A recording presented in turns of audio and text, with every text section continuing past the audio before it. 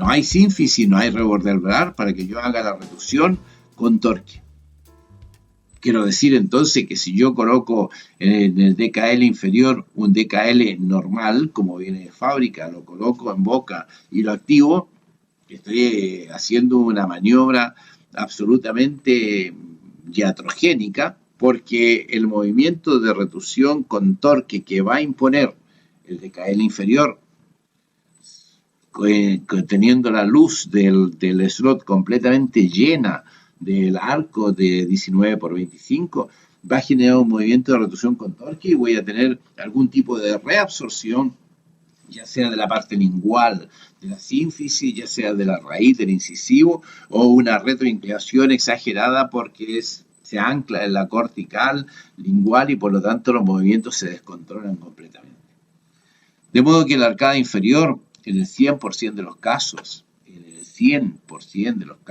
que necesitemos hacer una reducción, va a ser imprescindible redondear el segmento de los incisivos para que se transforme en un arco redondo dentro del slot que permite hacer una retroinclinación de los incisivos cuando estamos haciendo este tipo de movimiento.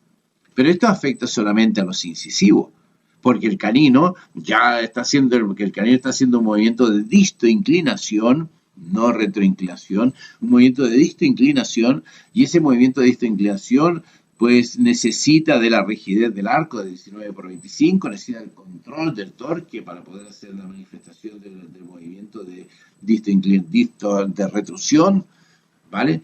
Y en la parte posterior, pues el arco llena el slot del 5 y llena los tubos de los molares, manteniendo una relación íntima entre los segmentos posteriores.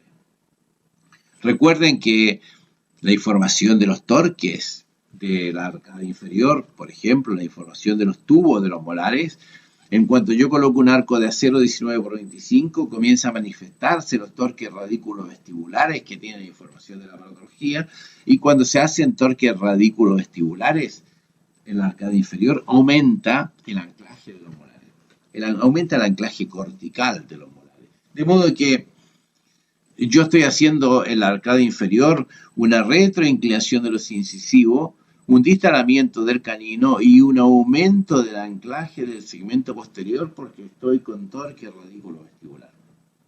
Esto en la arcada inferior es una mecánica de máximo anclaje. No digo máximo, digo máximo anclaje, ¿vale? Que es distinto. La estabilidad del segmento posterior cuando yo trabajo con un DKL inferior es espectacular. ¿Por qué? Porque tengo en primer lugar una información de torque del segmento posterior que me está anclando en la cortical los segmentos posteriores, en primer lugar. En segundo lugar, porque en los incisivos se están haciendo un movimiento de retroinclinación, que es el movimiento que gasta menos anclaje, porque es un movimiento que se manifiesta muy rápidamente, necesita muy poca energía para el movimiento, es muy fácil de hacer, prácticamente se produce solo. Y por otro lado, la propia oclusión del antagonista, la forma en que ocluye el arcada inferior contra la superior, estimula la propia oclusión al colapso de la arcada inferior, a la retusión de los incisivos, por lo tanto, la arcada inferior se va a ir prácticamente cerrando en forma espontánea por retusión de los incisivos, por distalamiento del canino y por casi nada de mesialización de los segmentos posteriores. Eso sería más o menos lo que sucede en la activación de un DKL, por ejemplo, con una activación desde el segundo molar, ¿vale? Por otro lado, este arco DKL se puede activar de diferentes maneras. Se puede activar, por ejemplo, doblando los bordistas de los segundos molares. Se puede activar, por ejemplo, con ligaduras metálicas para mantener la energía, la apertura de las anzas con esa ligadura metálica. Uno de los procedimientos más seguros del cierre del espacio con DKL es la activación con ligadura metálica. Esta ligadura metálica no permite hacer grandes activaciones. Esta ligadura metálica de alguna manera está intentando controlar algunos movimientos parásitos que se producen en el cierre del espacio. Por lo tanto, es una de las activaciones de preferencia en el cierre del espacio con DKL.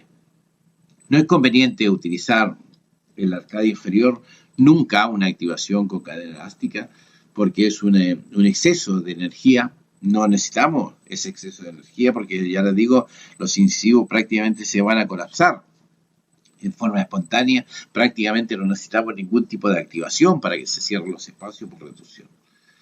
En cambio, el arcade superior, en esta misma imagen que tengo aquí, cuando yo activo el DKL de la misma manera desde el séptimo con la ligadura metálica y tengo una sección rectangular en la parte anterior, lo que estoy intentando hacer en el arcade superior es una retrusión con torque. No es lo mismo una retrusión con torque en el arcade superior que una retroinclinación en el arcade inferior. La reducción con torque necesita que haya un proceso de reabsorción en toda la fase palatina de los incisivos, un proceso de remodelación del reborde alveolar importante para que yo pueda hacer la reducción de los incisivos. Y por otro lado tengo que hacer el distalamiento del canino, que es seguramente la raíz más importante para poder hacer los movimientos de mesialización o reducción. Es una inmensa raíz que tiene que haber un proceso de reabsorción y aposición importante para que se mueva. De modo que hacer una reducción del grupo anterosuperior requiere de mucho tiempo, requiere de un proceso biológico importante, de una magnitud importante y de una fuerza y de una energía que se mantenga a lo largo del tiempo.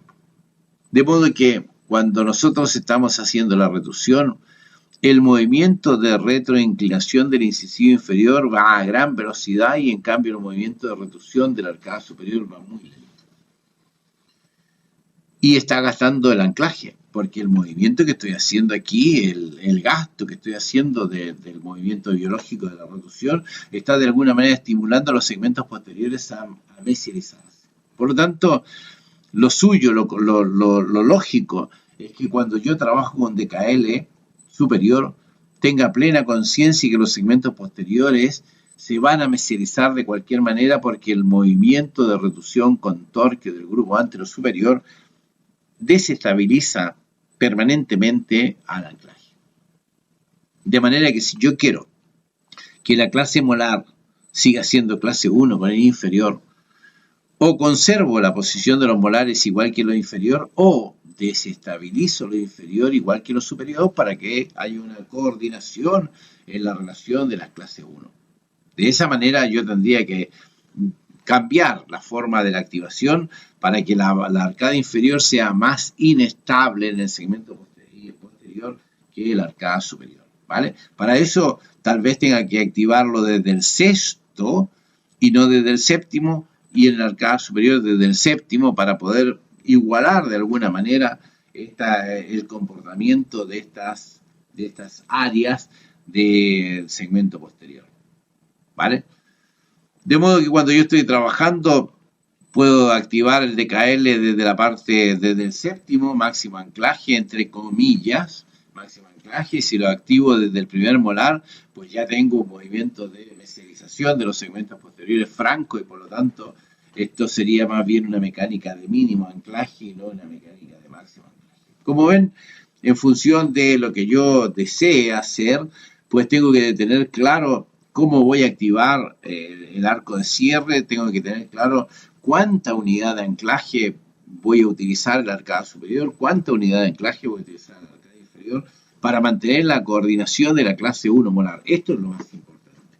La reducción va a suceder, eso no hay ningún inconveniente, pero la coordinación del arco superior y la coordinación del arco inferior depende de la estabilidad que podamos dar a los segmentos posteriores, la igualdad de la estabilidad que podamos dar en los segmentos posteriores. Y para eso tenemos que activar la arcada superior y la arcada inferior de distinta manera. Observen, hemos colocado en la arcada inferior, hicimos las extracciones, pusimos un DKL inferior, redondeamos la parte anterior, pasamos simplemente un disco de lija en el segmento de los incisivos para quitarle los cantos al arco y hacerlo un arco redondo, redondeado o semi-oval para que tenga luz, para que tenga juego el bracket en el arco y de esa manera podamos hacer un movimiento de retrusión sin torque, un movimiento de retroinclinación. Les decía que por la propia oclusión, por la propia mordida, por la propia relación que tiene de overbite, el incisivo y los incisivos inferiores tienen tendencia a colapsarse, tendencia a retruirse y por lo tanto prácticamente no necesitamos hacer ningún tipo de activación en la arcada inferior. Por cada activación que hacemos en la arcada inferior, probablemente tengamos que hacer 2 o 3 de la arcada superior para poder alcanzar el movimiento de retrusión de los incisivos inferiores dado por una sola activación. Hicimos entonces las extracciones cuando la paciente tenía la máxima expresión de la producción. Observen, esto era en el momento justo antes de hacer las extracciones, la paciente tenía una gran producción porque estaba perfectamente alineado, perfectamente nivelado y totalmente protruido los incisivos y los labios. En ese momento hicimos las extracciones y comenzamos a trabajar. Se hacen las extracciones y se instala el arco de cierre de forma inmediata porque hay que aprovechar esa calidad de hueso recién en proceso de cicatrización, de maduración, que nos va a permitir rápidamente invadir la zona del hueso alveolar, del alveolo de la extracción para poder hacer el movimiento de cierre. Observen cómo se nota perfectamente la sección del arco superior que está sin trabajar en la arcada superior porque estamos haciendo un movimiento de rotación con torque y en cambio la arcada inferior está perfectamente redondeado para favorecer el movimiento de retroinclinación. Pero fijaros que le voy a retroceder un par de imágenes simplemente porque les quiero llamar la atención del siguiente detalle. Por ejemplo, aquí la relación que tengo del borde del incisivo con los brackets inferiores. Si vuelvo para atrás, dos imágenes, aquí el borde del incisivo estaba prácticamente más cerca del borde del incisal que del bracket. Bastó que hiciésemos la extracción de los premolares inferiores, bastó que hiciésemos una activación y inmediatamente después ya los bordes de los incisivos están más cerca de los brackets, ha aumentado relativamente el overbite y este propio aumento del overbite va a ser lo que induce a la retusión del grupo anteroinferior.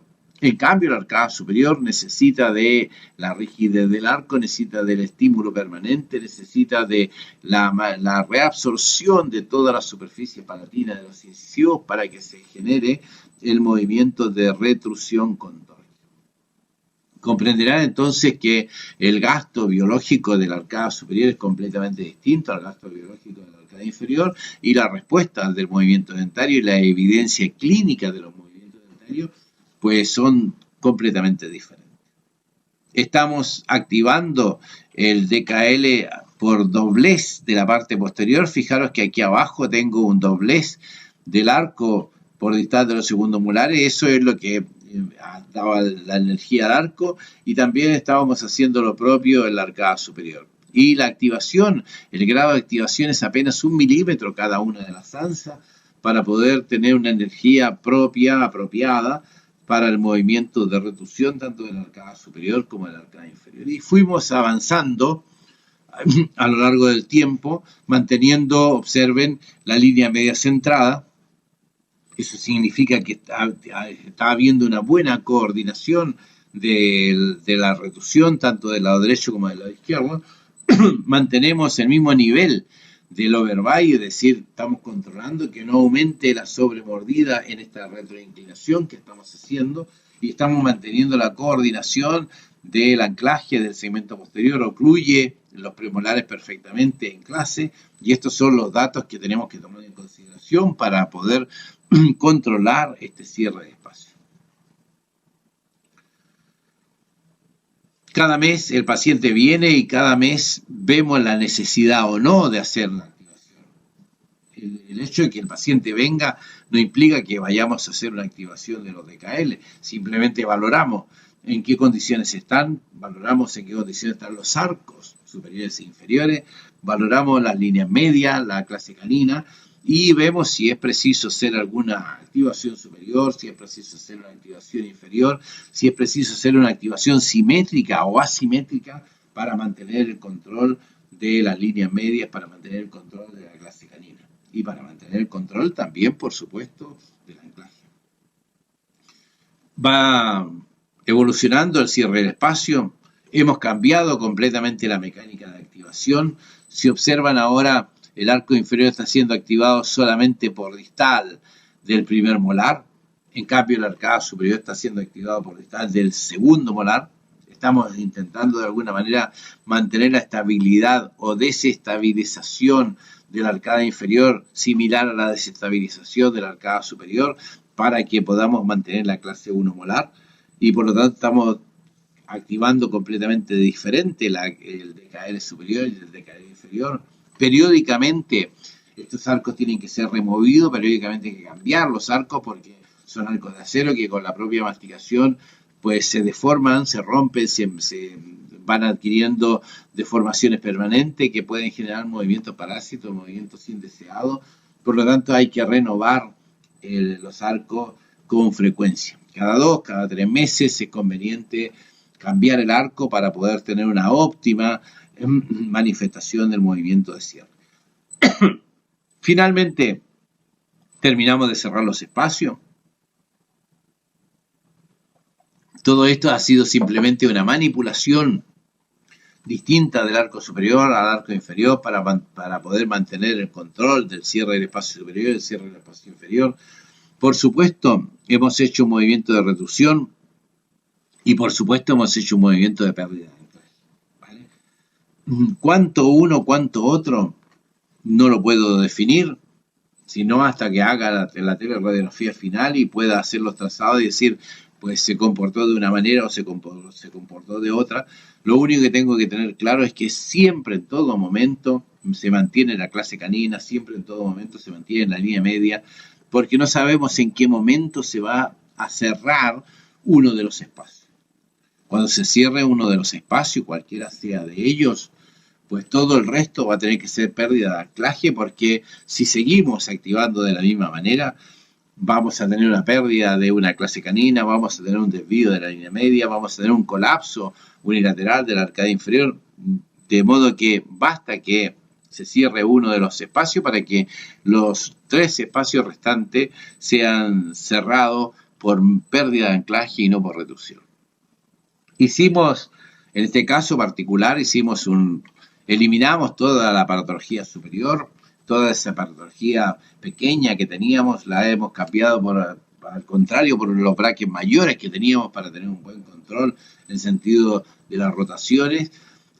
Estamos renivelando la arcada superior y estamos también haciendo un control transversal y de torque de la arcada superior. Cuando nosotros ponemos este tipo de aparato, estamos intentando subir las cúspides palatinas de los séptimos y de los sextos para que tenga un buen asentamiento de la oclusión, para que tengamos una relación cúspide-fosa que nos permita un buen asentamiento, tanto que nos permita ganar la guía incisiva, tanto que nos permita asentar el cóndilo en relación céntrica para que tengamos una buena función articular, una buena función oclusal, unas buenas guías que le den estabilidad al paciente a largo plazo.